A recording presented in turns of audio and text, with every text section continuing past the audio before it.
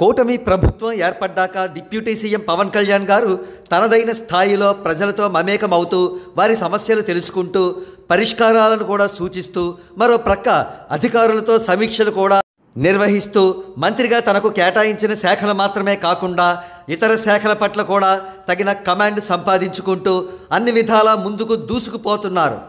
కాగా పవన్ కళ్యాణ్ గారి డామినేషన్ కులగజ్జితో బాధపడే ఏబిఎన్ రాధాకృష్ణకు కంటగింపు కలిగించింది. అందుకే కొత్త పలుకు పేరుతో వచ్చే తన చెత్త పలుకుతో అంటాడు కదా, పవన్ కళ్యాణ్ గారు టీడీపీకి లాయల్గా ఉండాలి, చంద్రబాబు గారు చెప్పిన మాటలు వినాలి అన్నట్టుగా మాట్లాడాడు. అయితే ఇక్కడే ఒక విషయాన్ని కన్వీనియంట్గా ఏబిఎన్ ఆర్కే మర్చిపోయాడు. బాబు ఆర్కే, ఇది టీడీపీ ప్రభుత్వం కాదు, కూటమి ప్రభుత్వం. ప్రభుత్వంలో జనసేన ఒక భాగస్వామి కాబట్టి పవన్ కళ్యాణ్ గారు అన్ని శాఖల పట్ల తన పట్టును పెంచుకుంటూనే ఉంటారు. తనదైన స్థాయిలో రాష్ట్ర ప్రజల అభివృద్ధి కోసం పాటు పడుతూనే ఉంటారు.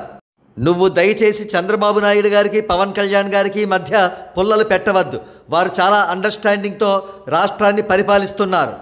అంతేకాదు ప్రతి 5 సంవత్సరాలకి సహజంగా వచ్చే యాంటీ ఇన్కంబెన్సీని ఎదుర్కోవడం కోసం చంద్రబాబు నాయుడు గారు 28, 29 ఎన్నికల సంవత్సరంలో పవన్ కళ్యాణ్ గారిని సీఎం కూడా చేయబోతున్నారు. ఈ విధంగా అధికారాన్ని, సీఎం సీటుని షేర్ చేసుకుంటూ రాబోయే 10 సంవత్సరాల పాటు ఆంధ్రప్రదేశ్ రాష్ట్రాన్ని పరిపాలిద్దామని వీరిద్దరూ కూడా దృఢ నిశ్చయంతో ఉన్నారు. అందుకే వీరిద్దరి మధ్య పుల్లలు పెట్టవద్దు, కూటమి విలువలకు భంగం కలిగించవద్దు అని రాజకీయ విశ్లేషకులు ఏబిఎన్ రాధాకృష్ణకు సూచిస్తున్నారు. ఒకవేళ నిజంగానే ఏబిఎన్ కోరుకుంటున్నట్లుగా పవన్ కళ్యాణ్ గారు కూటమి నుంచి బయటకు వెళ్ళిపోతే అమ్మో ఇంకేమైనా ఉందా, టీడీపీ పూర్తి స్థాయిలో భూస్థాపితం కాదు అని ఆందోళన చెందుతున్నారు టీడీపీ కార్యకర్తలు.